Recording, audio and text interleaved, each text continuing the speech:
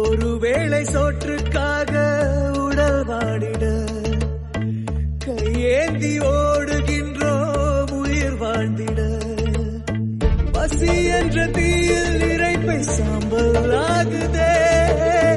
மனிதநேயம் எங்கே இங்கே செத்து போனதே.